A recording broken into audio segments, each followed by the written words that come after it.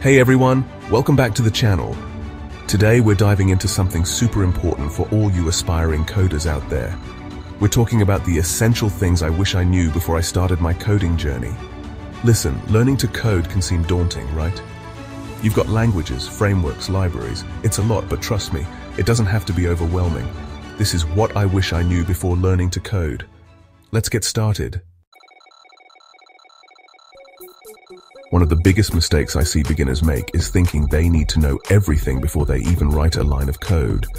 It's like wanting to be a chef and waiting until you've mastered every single cuisine before you even pick up a knife. Look, the truth is you're going to learn the most by actually getting your hands dirty, making mistakes and figuring things out as you go. It's like building with Legos. You start with a basic understanding, and then you experiment. You try new things, and your creations get more and more complex. Don't get bogged down trying to memorize every single syntax or function. Start with the basics, build a solid foundation, and then gradually expand your knowledge. Trust me, you'll be surprised how much you learn just by diving in and building real projects. And speaking of learning as you go, embrace the fact that coding is a continuous learning process. New technologies, frameworks, and languages are constantly emerging, and that's what makes it so exciting. So, don't be afraid to experiment, to try new things, and to constantly seek out new knowledge. The best coders I know are the ones who never stop learning. Check one, check. Okay, let's address the elephant in the room, the myth that coding is only for geniuses. Listen, I'm not a genius, and I'm sure many of you aren't either. But guess what? We can still code. This isn't some exclusive club reserved for a select few. Coding is a skill, just like playing an instrument or speaking a new language. It takes dedication, practice, and yes, a bit of patience. But anyone can learn it. Don't let this myth hold you back from exploring the amazing world of coding. Think about it, 20 years ago, people thought you needed to be a tech wizard to use a computer, right? Now look around, everyone and their grandma's online. Coding is going to be the same way. In the future, being able to code will be as common as sending an email. So don't psych yourself out, thinking you need some super high IQ. What you really need is the drive to learn, the curiosity to explore, and the willingness to put in the work. Let's talk about a productivity hack that's been a game changer for me. Breaking down problems into smaller, more manageable tasks. I used to get overwhelmed when I'd tackle large coding projects. It felt like trying to climb Mount Everest in flip-flops. But then I discovered the power of breaking down complex problems into bite-sized chunks. It's like taking that massive mountain and turning it into a series of challenging yet achievable hikes. Start by defining the overall goal of your project. Then break it down into smaller, more manageable tasks. Each of these tasks should be small enough that you can tackle it in a reasonable amount of time. Think about it like building a house. You wouldn't try to build the entire thing at once, right? You start with the foundation, then the walls, the roof, and so on. Each step is essential, and each step gets you closer to your final goal. This approach not only makes coding less overwhelming, but it also helps you stay organized, track your progress, and celebrate those small wins along the way. Chapter 4. Practice makes progress. Here's a hard truth. You can watch all the coding tutorials in the world, but if you're not actively writing code, you're not going to improve. It's like learning to play basketball by just watching NBA games. You might pick up some strategies, but you won't become a good player until you hit the court and start shooting hoops. Make time for regular coding practice, even if it's just for 30 minutes a day. Consistency is key here. Think of it like working out. You wouldn't expect to see results after just one trip to the gym, right?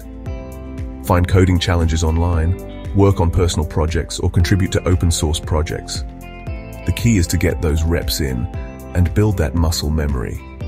Remember, the more you code, the more comfortable you'll become with the syntax, the logic, and the overall process. It's all about building that experience, one line of code at a time. Chapter 5. The degree myth. Let's debunk another myth that often holds people back. You need a computer science degree to be a good coder.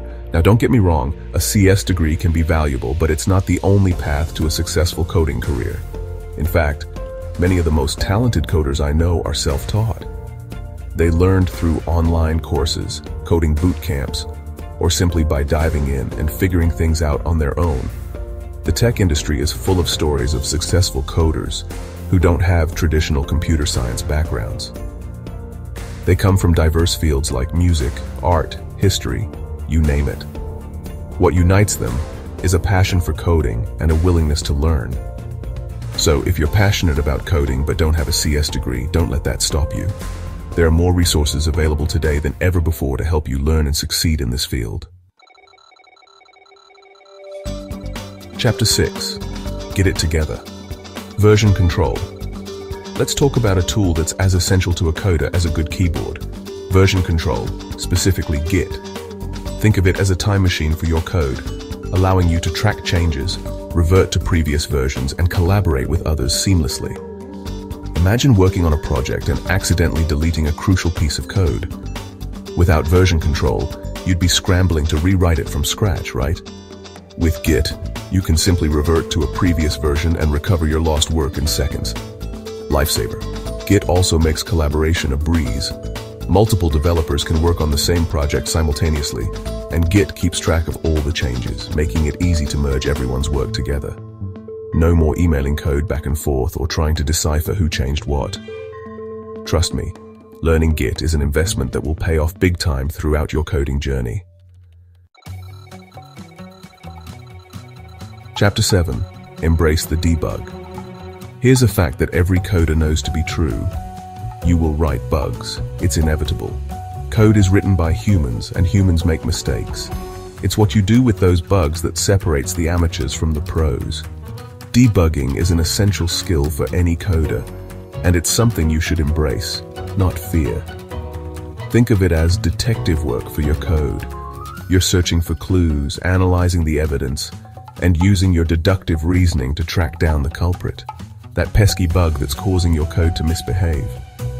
Learn to use debugging tools effectively, practice different debugging techniques, and develop a systematic approach to identifying and fixing errors.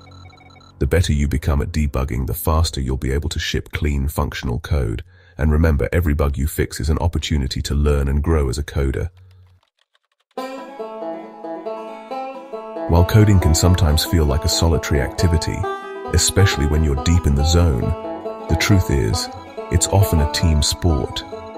Building large, complex software applications requires collaboration, communication, and the ability to work effectively with others. Don't be afraid to reach out to other coders, ask for help, or collaborate on projects. You can learn so much from working with others, seeing different coding styles, and bouncing ideas off each other. Join online coding communities, attend meetups, or participate in hackathons. Not only will you get to connect with other passionate coders, but you'll also have the opportunity to work on real-world projects and build your portfolio. Remember, coding doesn't have to be a solitary pursuit. Embrace the power of collaboration and watch your skills soar. I get it. When you're deep in a project, the last thing you want to do is step away from the screen. But trust me, taking regular breaks is essential for maintaining productivity, preventing burnout, and keeping your code quality high. Think about it. When you stare at a screen for hours on end, your brain starts to fry, your eyes get tired, and your focus goes out the window. Taking short breaks, even if it's just for a few minutes every hour, can make a world of difference. Step away from your computer, get up, move around, stretch, grab a drink, or simply close your eyes and give your mind a chance to rest. You'll come back to your code refreshed, re-energized, and ready to tackle those coding challenges with a clear mind. Remember, coding is a marathon, not a sprint. Pace yourself, take breaks, and you'll be amazed at how much more productive and creative you become. Finally, don't be afraid to ask for help when you're stuck. I know it can be tempting to bang your head against the wall trying to solve a problem on your own, but trust me, it's okay to reach out for help. Remember, even the most experienced coders run into problems they can't solve on their own. That's what the coding community is for, to support each other, share knowledge, and help each other grow. There are countless online resources available to help you. Online forums, Quanda sites, coding communities, and even social media groups. Don't hesitate to ask your question, no matter how basic you think it might be. Chances are someone else has faced the same problem before, and they'll be happy to help you out. Remember, asking for help isn't a sign of weakness. It's a sign that you're smart enough to know when you need it. Thanks for watching. If you found this video helpful, make sure to give it a thumbs up and subscribe for more content like this. Learning to code can be an incredible journey, and I'm here to help you every step of the way.